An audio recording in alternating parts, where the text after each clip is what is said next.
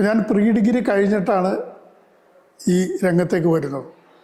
അവിടെ ഒരു വർഷത്തോളം വർക്ക് ചെയ്തിരുന്നപ്പോഴേക്കും എനിക്ക് ഡിഗ്രി വേണം എന്നുള്ളൊരു ആഗ്രഹം തോന്നിയപ്പോൾ ഞാൻ തിരിച്ച് നാട്ടിലേക്ക് വരികയും എറണാകുളം മഹാരാജാസ് കോളേജിൽ ഡിഗ്രിക്ക് ചേരുകയും ഡിഗ്രി പൂർത്തിയായതിനു ശേഷം പിന്നെ മദ്രാസിലെ ഫിലിം ഇൻസ്റ്റിറ്റ്യൂട്ടിൽ ചേർന്നു.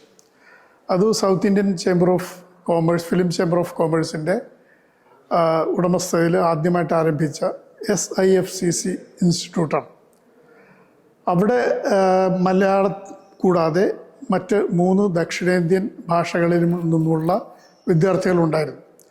ആദ്യത്തെ ബാച്ചിൽ ഏകദേശം 60ഓളം കുട്ടികളുണ്ടായിരുന്നു. മലയാളികൾ അന്ന് 8 പേര് മറ്റും ഉണ്ടായിരുന്നു. അപ്പം അന്ന് അവിടെ പഠിച്ചവരിൽ, ഞങ്ങളുടെ ബാച്ചിൽ പഠിച്ചവരിൽ ഏറ്റവും പ്രശസ്തനായ വ്യക്തി രജനീകാന്താണ്. അദ്ദേഹത്തിൻ്റെ പേര് ശിവാജിറാവ് ഗായക്വാഡ് എന്നാണ്. ഞങ്ങൾ തമ്മിൽ കൂടുതൽ അടുക്കാൻ 2-3 കാരണങ്ങളുണ്ട്. ഞങ്ങൾ താമസിച്ചിരുന്ന ഒരേ സ്ഥലത്താണ്, ഒരേ മുറിയിൽ നിന്ന് തന്നെ പറയാം, തൊട്ടടുത്ത മുറിയിലാണ്. എപ്പോഴും ഞങ്ങൾ ഒന്നിച്ച് തന്നെയായിരിക്കും. അപ്പം ഞങ്ങൾ അടുപ്പിച്ച പല ഘടകങ്ങളിൽ ഒന്ന്, അദ്ദേഹം ബേസിക്കലി മറാഠിയാണ്. അപ്പോൾ വീട്ടിൽ സംസാരിക്കുന്ന മറാഠി ആയതുകൊണ്ട് ഹിന്ദി അറിയാം, എനിക്ക് ഹിന്ദി അറിയാം. പുള്ളിക്കും തമിഴ് വാടയായതുകൊണ്ട് തമിഴ് അത്ര അറിയില്ല.